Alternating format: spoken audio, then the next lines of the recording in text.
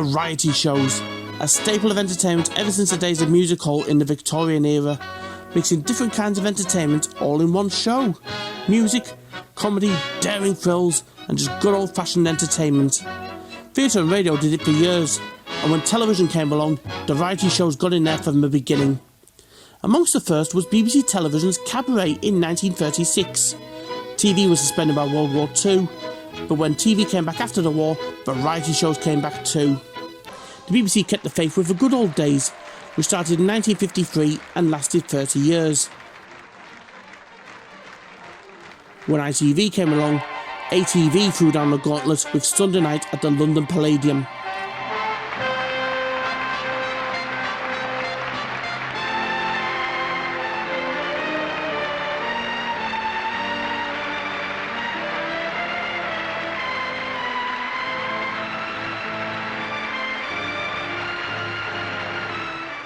With the series an instant success, other regions joined in with their own variety shows. ABC did Blackpool Night Out,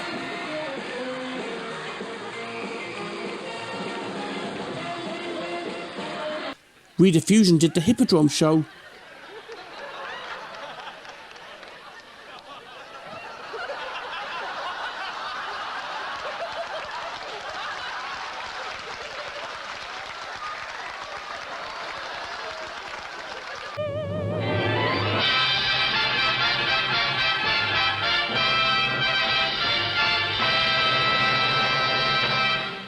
This is Scotland.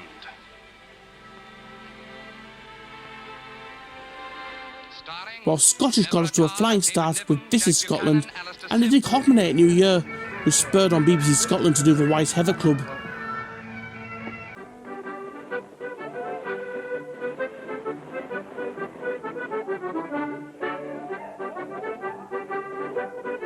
Most of these programmes had big acts, and it was always hard for the smaller acts to get on television, especially those on the club circuit. But one show gave these club acts a chance to perform on TV, and some would get TV shows of their own thanks to this programme, and it captured the atmosphere of those northern clubs. And thanks to Granada making the show, they were able to afford some big acts to perform alongside the smaller club acts too.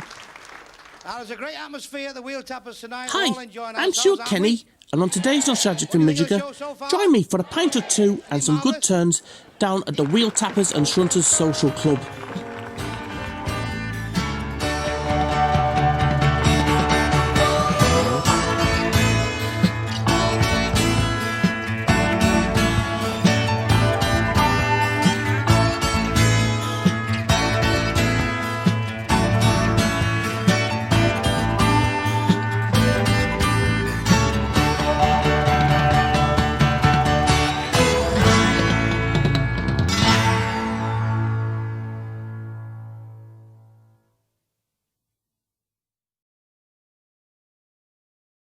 The Wheeltappers and Shunters Social Club was the brainchild of this man, Johnny Hamp, who started his life in show business as a child performer. By 1953, he was working for Granada Theatres in Kingston upon Thames and Tooting, rubbing shoulders with big acts like Frank Sinatra and Frankie Lane. When Granada moved into television in 1956, Hamp joined them, going to work at their Manchester studios, and he worked his way up through the ranks and would end up producing the game show Criss Cross Quiz, and the magazine show Seen at 6:30. The latter gave the Beatles one of their first TV appearances. Hamp found his niche producing music and comedy specials for Granada, including giving Woody Allen his own special.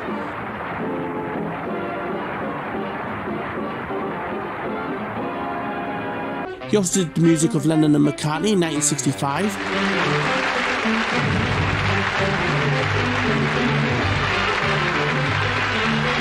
Johnny Cash at San Quentin in 1969. San Quentin, you've been living hell to me.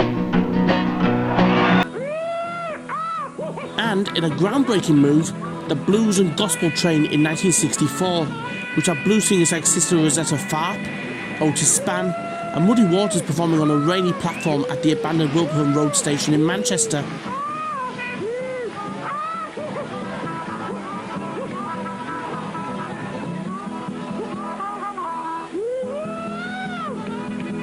Remember, in those days, black performers usually wouldn't be given the time of day on American TV, But Hamp had an eye for talent and potential, and he gave performers like this a chance to perform on TV. In 1971, Hamp created the Comedians, which gave a lot of comedians who did the rounds in nightclubs and working men's clubs a chance to appear on TV, including the likes of Russ Abbott, Jim Bowen, Frank Carson, Tom O'Connor and Charlie Williams. It was an experimental show in how it was made. It gave each comedian a 20-minute slot, then it would be edited down to a 30-minute show, taking the best bits out of each act. And it was a rating success.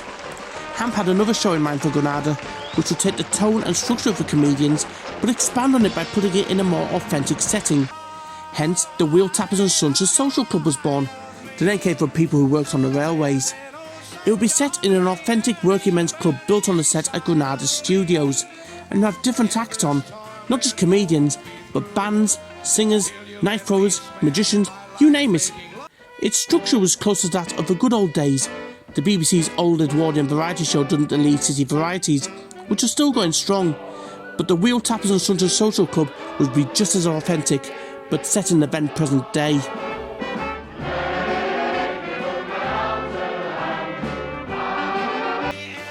It was hosted by two regulars from the Comedians. Bernard Manning was the compere introducing the acts, with Colin Crompton as the club chairman.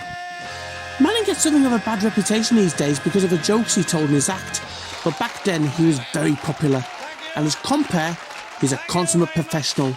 That's because Manning had his own club, the Embassy in Manchester, so he knew the setup well, and he interacts well with the acts and sometimes joins in, and he even sings along with the audience. Crompton was a veteran of the northern club scene, but like Manning, got his big break on the Comedians. The Comedians had just done a stage show in Blackpool with a segment where Crompton played a club chairman, hence how he was cast here. Crompton's job was to interact with messages from the committee by ringing a fire bell and telling the punters to give order, and some cheeky banter between Crompton and the acts where he'd mispronounce their names.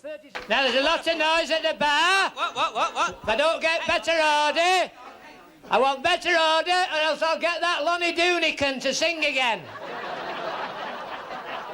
Make 'em have it, son. You want to watch yourselves, you'll get 2 months on the Golden Shot.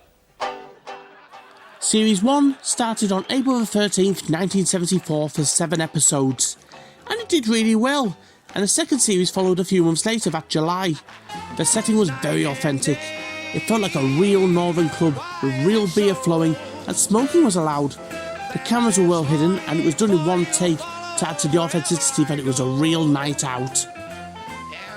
Thanks to producer Hamp's clout at Granada, he was able to get some really big acts on early in the show's existence.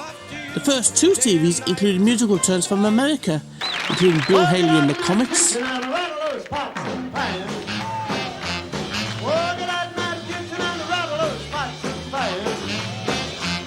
Gene Pitney,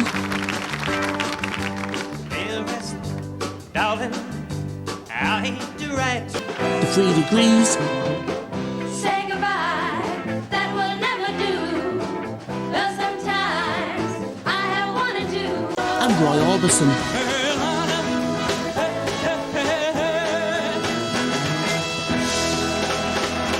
Later on there'll be Alvin Stardust, Is it alright?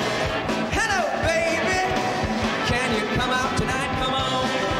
Roger Whittaker, Everybody talks about a new world in the morning. New world in the morning, so they say. Winifred Atwell,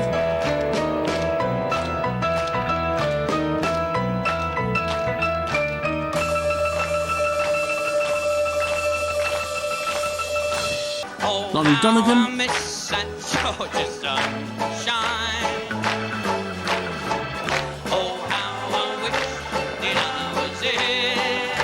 Matt Monroe,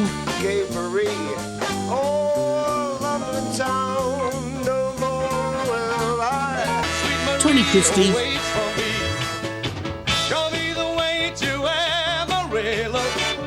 Helen Shapiro, We all have sorrow. Mrs. Mills,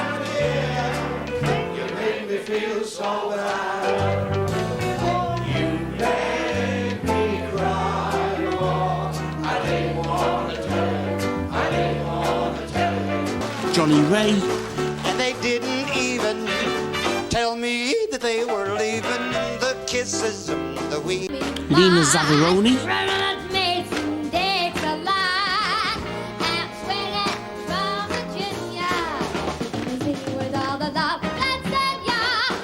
Marty Wilde, she's good to me. Oh yeah. Say I got a woman, Wiggles Town. She's good to me. Oh yeah. Freddie Garrity, Show a little kindness. Shine your light for everyone to see. and Howard Keel. The closing when the customers won't come. Well, that's show business. But I believe if you're doing what you want to do in life, you are one of the chosen people. There was also TV debuts for the likes of The Krankies, Could give you a nasty bruise. No! Said, watch me, Spudden. Now, what would you... Hello? Hey! Give over, will you? The Grumbleweeds, and run downstairs in the morning, and I hope it's a very nice day.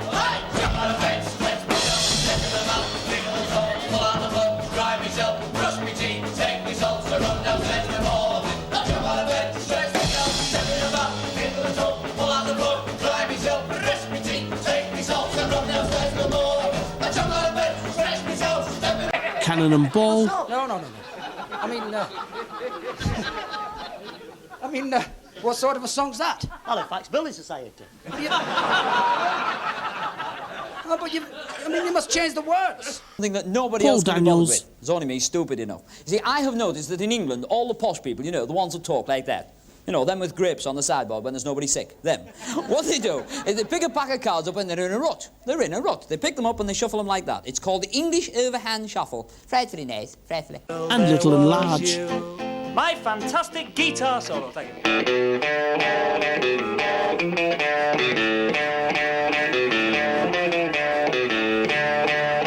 I said goodbye to Jane, she's the queen of all the sea.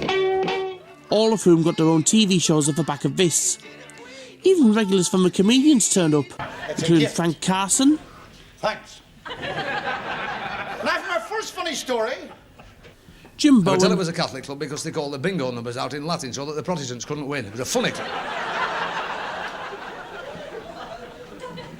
Laugh, I nearly passed my fags round. Now, and Charlie Williams. Not to worry. Leave him alone. He's a nice fella. Are you all right, Flower? That's nice, eh?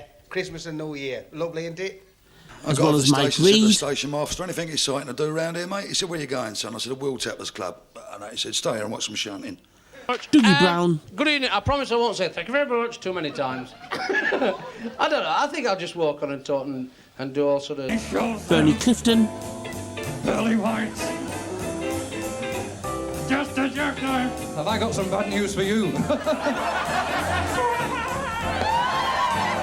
Here. Stop the music. Stop. And Max Wall. A thrifty man. For years he taught me how to save pennies in that little red box. I was 19 years old before I found out it was the gas meter.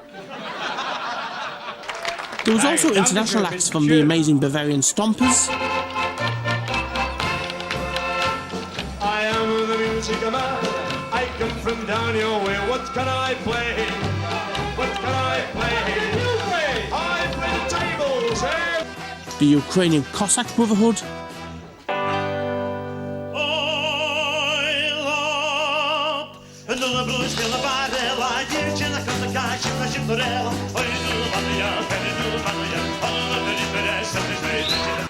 And the Royal Polynesian Review.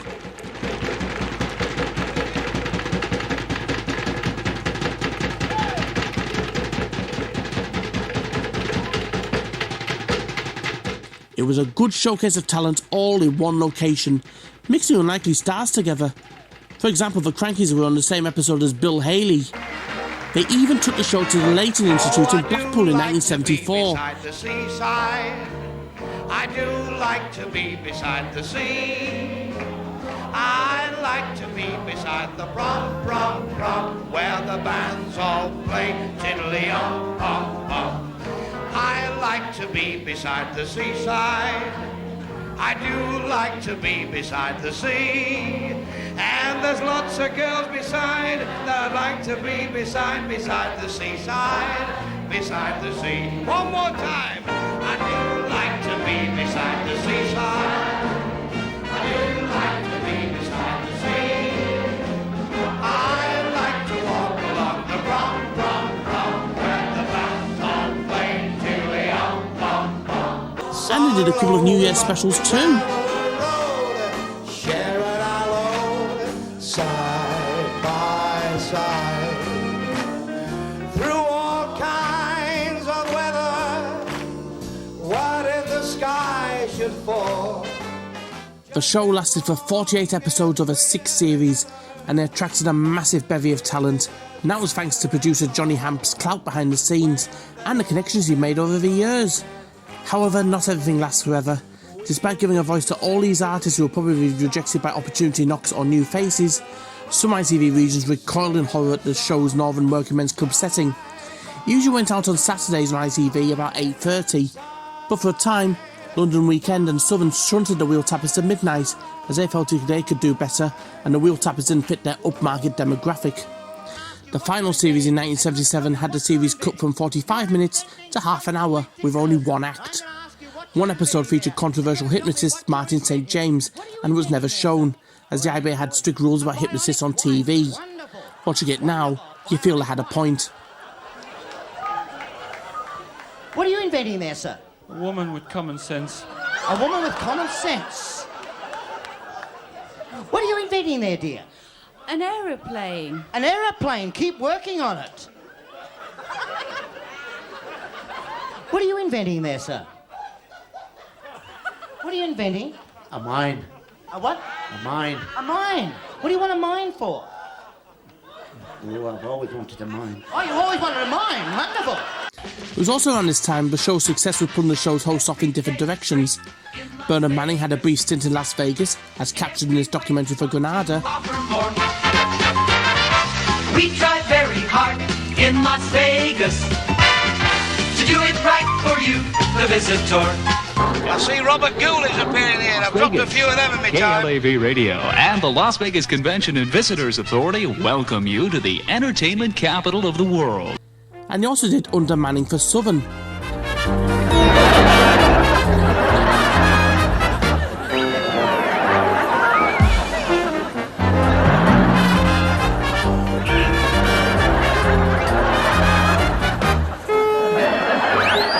While Colin Crompton appeared in Confessions from a Holiday Camp as a children's entertainer, Roughage, basically doing the same shtick as he did in the Wheeltappers. Thank you. Got the turn here for you now before the beauty competition. This turn's cost us a lot of money, so I want you to listen. You're on your holidays, so do as you're told. Thank you. That's a bit better, thank you. Now, this turn has just come back from a successful tour of the conservative clubs in Moscow. He is very famous on radio, on television and on films. I want a big clap for him, because he's a big turn. The producer Hamp had moved on to other projects too, so Granada brought the curtain down on the show. You will be pleased to hear that your committee have passed a resolution. Eh? No power, eh? That we shall have the club redecorated. We have asked Alf Higgins to do this, as he made a good job of it last time. He said it shouldn't take him as long this time, because he won't be interrupted by air raids. The Wheeltappers and Shunters Social Club does get a bit of a bad reputation these days, mainly because of its lowbrow tone and setting and Bernard Manning in every episode, but it sums up 1970s culture perfectly, and it was appealing to the masses. That's not a bad thing. As I said, it was giving club performers a chance to appear on TV when nobody else would give them a chance. And that's down to Johnny Hamp, who had a brilliant idea for talent and he was willing to give people a go, good or bad. What the Indoor League did for pub sports, the Wheeltappers did for entertainment, but in a good way. As London Weekend guests, aunties wanted their variety shows with a bit more polish, and variety shows did survive on TV for years to come in different guises. You had London Light Out and Live from Her Majesty's. And even Sunday night at the London Palladium made a comeback, but there's something down to earth and real about the Wheeltappers. You could smell the cigarette smoke and the beer, and they're playing to real punters who would have seen acts like this for real on a northern club circuit. It's easy to point and laugh at the show now, and you expect a smaller ITV region like Tyne-Tees or Border making a show like this, but Granada and producer Johnny Hamp simply wanted to entertain audiences with good old-fashioned entertainment in a realistic setting, and they deliver that in spades here. Real working men's clubs are a dying way of life, but the Wheeltappers and Shunters Social Club will live on forever.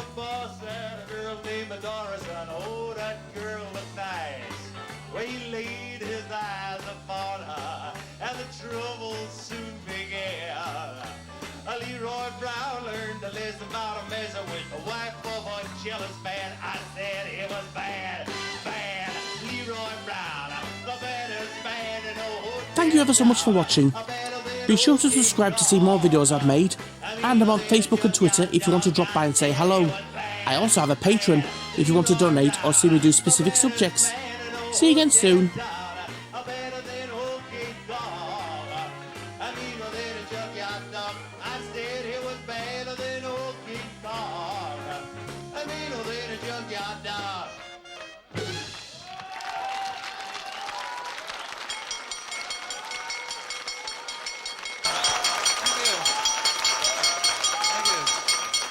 Excuse me, Mr. Orpington.